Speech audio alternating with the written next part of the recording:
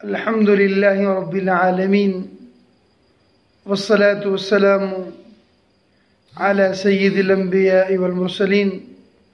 وعلى آله وصحبه أجمعين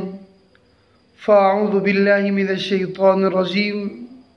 بسم الله الرحمن الرحيم إن الله مع الصابرين رسول اللہ صلی اللہ علیہ وآلہ وصحبہ وسلم کی تعلیمات سے ہمیں اس بات کا درس ملتا ہے، اس بات کا سبق ملتا ہے کہ ہم ہر وقت ہر مصیبت پر صبر کریں۔ اللہ رب العالمین نے قرآن کریم میں ارشاد فرمایا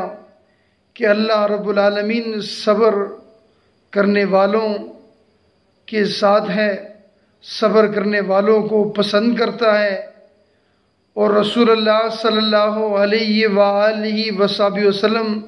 نے فرمایا جب کوئی شخص کسی مصیبت پر صبر کرتا ہے اللہ رب العالمین اسے اس پر اجر عطا فرماتا ہے۔ اور رسول اللہ صلی اللہ علیہ وسلم نے ارشاد فرمایا جب کسی کو کے پاؤں میں کانٹا بھی چبھتا ہے اللہ رب العالمین اس پر بھی اسے اجر عطا فرماتا ہے،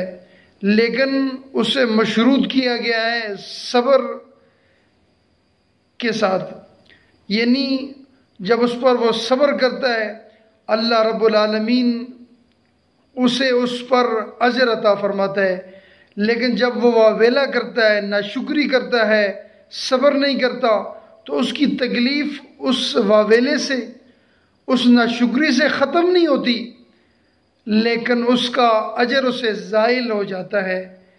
تو اسی لیے رسول اللہ صلی اللہ علیہ وسلم نے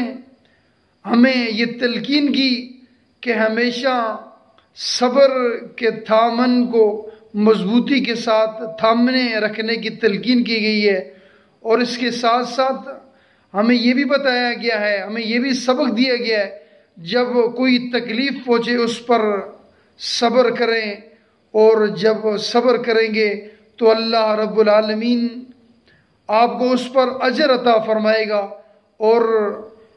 جب بھی کوئی تکلیف پہنچے اس کے لیے ہمیں اسلام اس بات کا درس دیتا ہے کہ اس پر انا للہ و انا الیہ راجعون پڑھا کریں۔ اللہ رب العالمین آپ کی اس تکلیف کو بھی دور کر دے گا، اللہ رب العالمین آپ کے صبر کرنے پر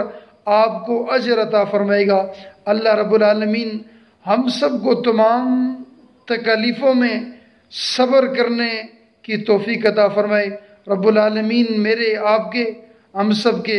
صغیرہ کبیرہ گناہوں کو معاف فرمائے۔ وما علینا الا البلاغ المبین۔